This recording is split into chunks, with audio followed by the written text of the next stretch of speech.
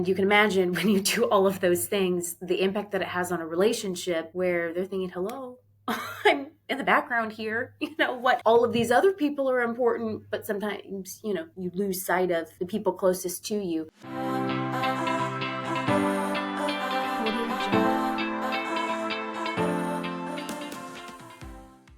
Welcome back to the Women of Fort Mill podcast. I am so stoked for today's episode. My name is Kelly. I am here with the one and only amazing Leah Williams. So excited. Welcome. I'm so thrilled to be here and a little nervous because I don't know what you're going to ask. And I think we're going to go deep today. We are. So to all our listeners, first off, thank you so much, because a few weeks ago, you saw that we kind of made a shift in the podcast. We love supporting and networking and connecting women and women entrepreneurs, business owners, just women in general, moms here in the Fort Mill area. But we heard you loud and clear, and it said, hey, we want to hear more from Leah. We want to hear more from you, Kelly. We want to hear you guys talk. And one thing that I'm sure some of you were thinking, but you didn't say, is we want you to peel back some layers and get juicy and put each other on the hot seat. So Leah goes on the hot seat today, and I'm really excited. And I'm really just to kind of get a little vulnerable with talking specifically about women and just your personal journey and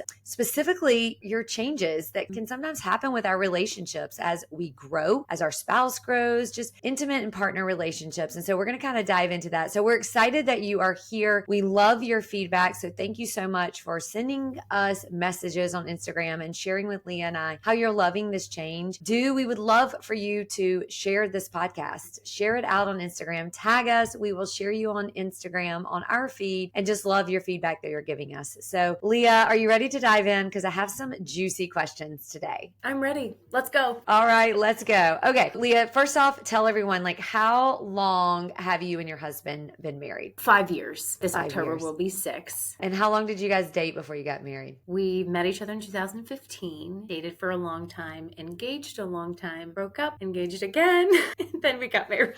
So I didn't even know that. So look. Yes, we've known each other for 10 years total. And even when you asked my husband, he was like, we didn't meet each other in 2015. Yeah, we did. So it's been 10 years. Yeah. Isn't it funny how men's time is very fuzzy? I can really relate to that, right? We're like, no, this is exactly where it was. This is the time. This is what I was wearing. So let's talk about this. Leah, your relationship with your husband, how has it evolved since you've stepped more into your purpose, your personal growth? Because people may or may not know this about you, but you've had a lot of growth. Personally, you've had a lot of transformation. You've had a lot of success, and you've worked really hard on yourself for quite some time. So can you just tell us a little bit about how has that evolved your relationship at home with your husband, and then adding a child to that too? So let's dive into that. Well, a lot happens in 10 years. And 10 years ago, the version of Leah when I met my husband was very insecure. Well, I definitely had some confidence in certain areas, but I had just come off of a divorce, and so meeting my husband, I thought, oh my gosh, this man is kind. He's so amazing.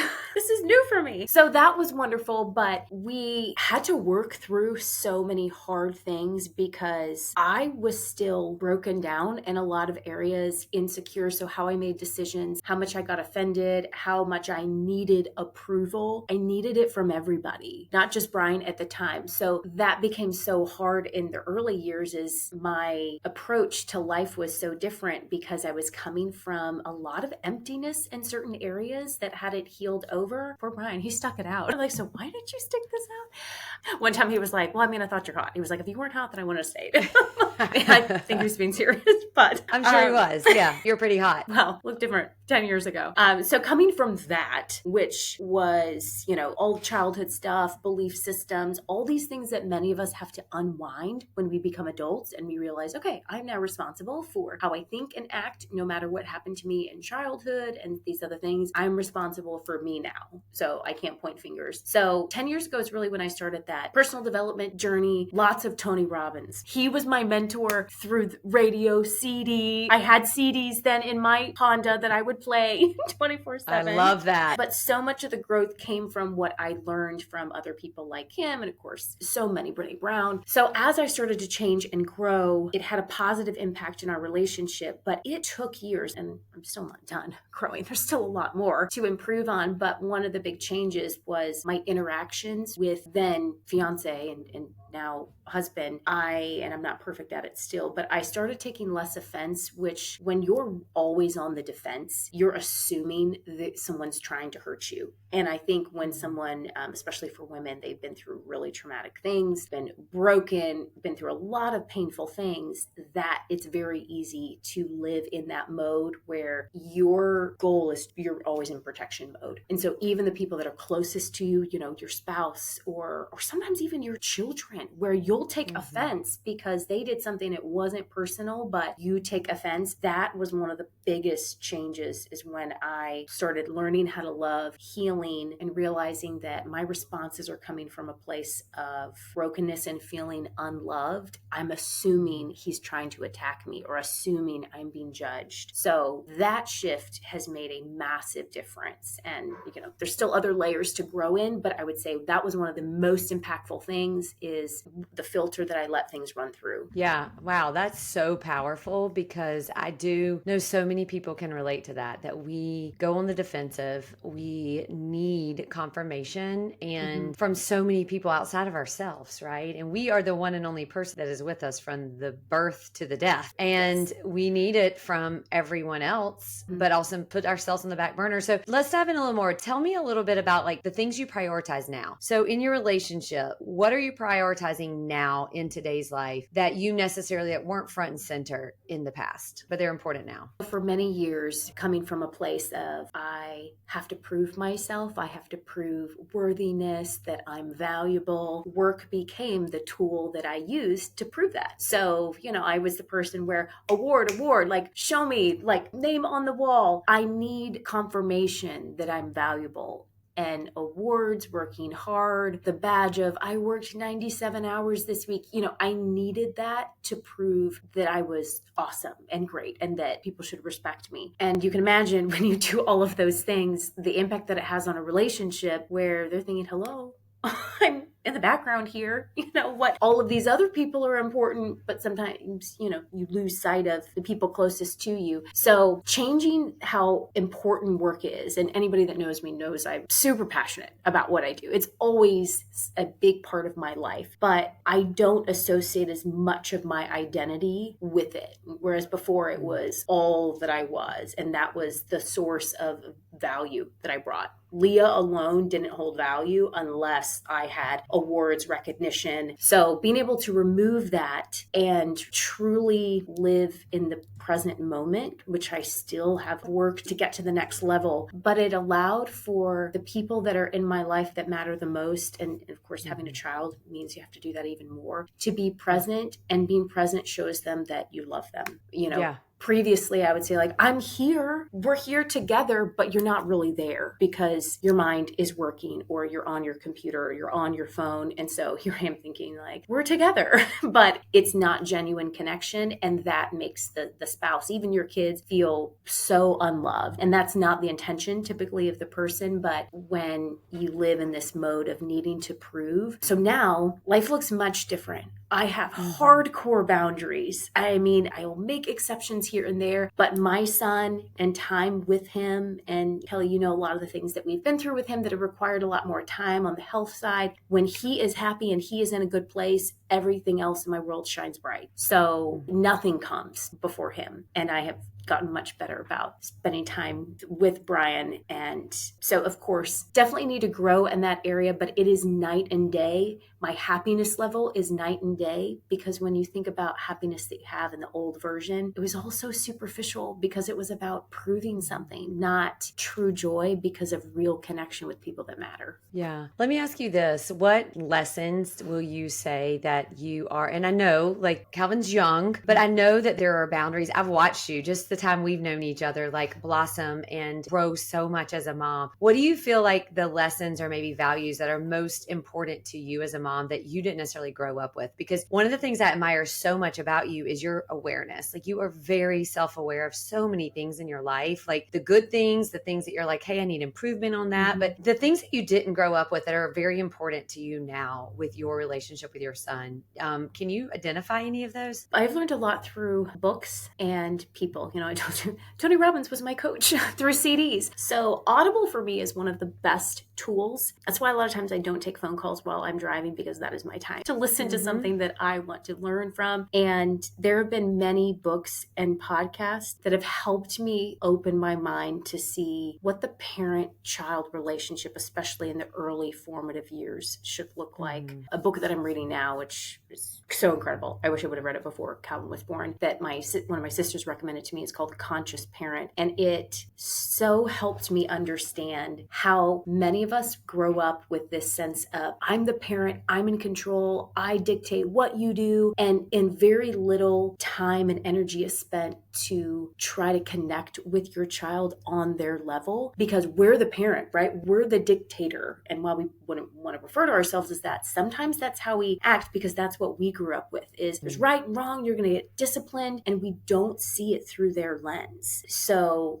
because that's how I grew up, was it was almost this assumption that you're probably going to do something wrong. So then it brings a whole layer of unnecessary shame and guilt to these little kids, because the parents themselves haven't healed. We're just big grown-up kids sometimes. So how I respond to Calvin has changed drastically. I'm not perfect, but many of the time now it is me getting upset, yelling, which is very hard not to do when it's high stress and they're screaming. And, I think a lot of parents have behavioral issues with kids. I mean, that's so hard. It is very hard. You've gone through a lot, and it's so hard to maintain composure. But one, realizing that it makes it worse. You are heightening their stress level. And I've also learned that, I think especially for moms, our nervous system is directly connected to our kids. And so that has opened my mind up so much that unless I regulate and I keep myself in a better state, I am automatically creating a heightened state for them. So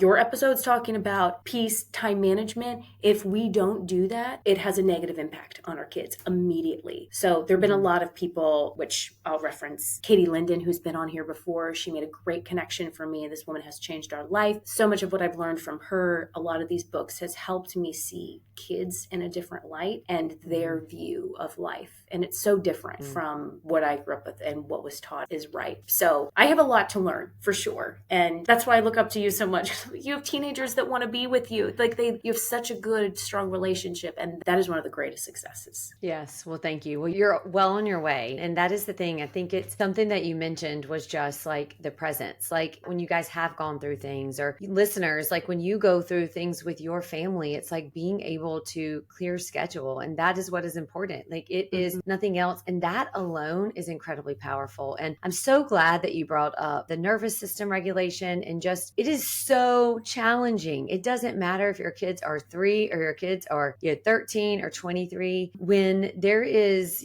arguments or misbehavior or anything, getting angry only escalates the situation. Even though there's been many times I have said to my kids, I am literally walking away because I'm going to say something that I can't take back, or I'm going to react in a way that is not my character. And it is okay to do that. It is also okay to apologize when you do misrepresent yourself. And I think that is one of the biggest things that we can do as adults is apologize. And I have apologized to my kids lots because I've made a lot of mistakes. I think it's so powerful that you brought that up, because it's in anyone's initial reaction to heighten the situation, to get your opinion across, to make them do what we need them to do in that moment. Yes. But the reality is like when they're little people, when they're young, they don't know.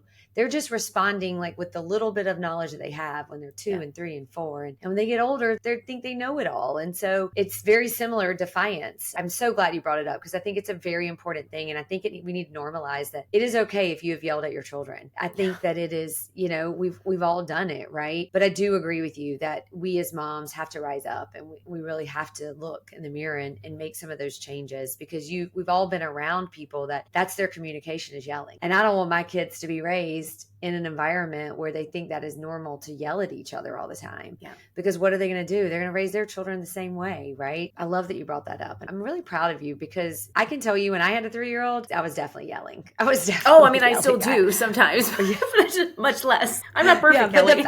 I don't even think I realized that I was yelling. The fact that you even realize that you're doing it, I mean, I think it's great. So good job. So boundaries. I know you kind of brought up like creating those boundaries, and you've clearly made a very specific and distinctive like shift in your relationship, not only, with both of your boys, right? Your husband, your son. Tell us a little bit about like your boundaries, the expectations that have really shifted. Like I know you could probably pinpoint one or two that, have shifted your relationships because you are very aligned. Like you're very aligned with my family's coming first. Like when we have this, like tell us a little bit about what that looks like for you, maybe an example or two. Well, years ago, I used to consider number of friends that you have also determines value and worth, right? It's like who can know everybody, have the most friends. So coming from that to realizing that it's okay to have fewer, higher quality. And while we all know that, I mean, we would much rather have closer, better friends and have a few than, I know 100 people that I hang out with all the time. It's also time consuming to maintain that many relationships. And because relationships, the good ones, take so much, you can't possibly have a really, really strong relationship with 100 people all at the same time. So realizing that as much as I love helping and I love supporting, especially women where I can, and I do get joy from that, if it means it's to the detriment of my son or husband or family life, then the positive is then taken away. So figuring out how to still get a healthy dose of being with women, because let's be honest, women do need other women. Our spouses many times not enough. So unlike men sometimes where they don't have to do some of these things, that I think women are different. So getting those doses of community and through the events that I host or through the different groups that I'm a part of, but I'll be gone a couple nights a month, maybe 3 a month. And that's pretty much it. Other things are daytime. So I have drastically changed. I no longer come from the perspective of I have to do these things. I have to be involved. I have to meet everybody's needs, because I realized I am missing the most important thing right in front of me, and I don't have to do anything. I get to choose. So that was also a mindset shift, is this thing we tell ourselves, I have to do all these things. We don't have to do crap. Yeah, we have to keep our kids alive. We have to feed them. Those things we have to do those. But some of these other things do not go in that category. So figuring out what gives you joy, fulfillment, and some of those things will be hanging out with your girlfriends. But I also learned that the better relationships got at home, the more I treasured that time and valued every day. I mean, the few times that I leave, I miss bedtime so much. I know it's such a simple thing to most people, but I feel like, I missed out. And that feels like a gift to me, to love your people so much instead of, man, I can't wait to get away from them. But those relationships wouldn't be good and wouldn't be the state they're at had I not changed all these things. Then my husband would probably be like, you need to go. He would probably be like, every night you can leave. But it's wonderful to feel like you love being with family. Yeah, it's very powerful. I mean, it is just that sentiment alone, like the priorities, the alignment, the boundaries, it really creates, I hear a lot of people say you necessarily can't have like a balanced life. And I think you can. You can't be at everything at certain points of your life, but you have to say no, and you have to prioritize. But really what you just shared like is so important, to be able to have that balance, to be able to put, be where you need to be and have your feet planted in that important spot, which is with family, because it goes so fast. You hear people say that all the time. It goes so fast. And I have personally been very, very diligent about spending a tremendous amount of time with my children. I can look back and have really no regrets the last 10 years of my life with my children, but it still went by really fast, even though I am in the moment and I'm cherishing it. It just goes by fast, and the older they get, the faster it goes, and we're on, limited time with them. You only have a few years, Kelly. I know. I have crazy. 1 more year with one, and then 3 years. Like in 3 years, I'll be an empty nester.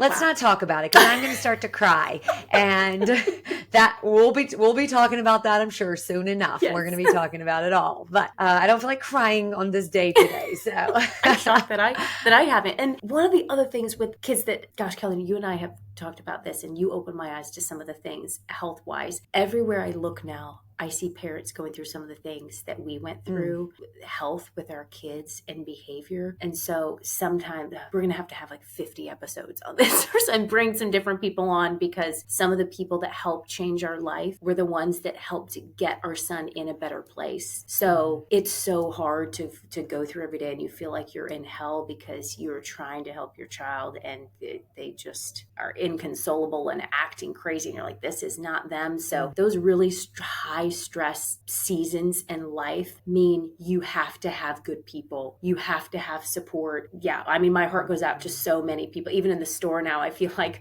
stopping them to say like, hey, are you experiencing this? Because I know how hard it is to go through that valley with kids and dealing with all this health stuff. So yeah, all I'll say is I'm just grateful for a husband who researches. We are, like many parents, committed to finding solutions. And so, yeah, I would say if you are going through a hard period because of behavior and things like that, there is help, there are solutions, and your life will change when you get the right things in place. I totally agree. And you're not alone. Moms are not alone. And I think that you realize that, especially when you're in a hard space, and everyone is going to be in a hard space at some point during their parenting, and most of us more than once. So, well, Leah, thank you for your vulnerability. Thank you for just sharing so much with us about just like your impact and how you have worked on yourself and really how it's impacted your family and your husband and your son and just your overall like happiness. And, one of the things I admire so much about you is just like taking any sort of change and just going for it and not being scared, learning what you need to do to shift. And sometimes that falls and that starts a lot with us as women, and it starts with moms. And so, I know you've given so much encouragement to our listeners today. So thank you for pulling back the layers and allowing to be on the hot seat for a little bit today. Absolutely, because you'll be next.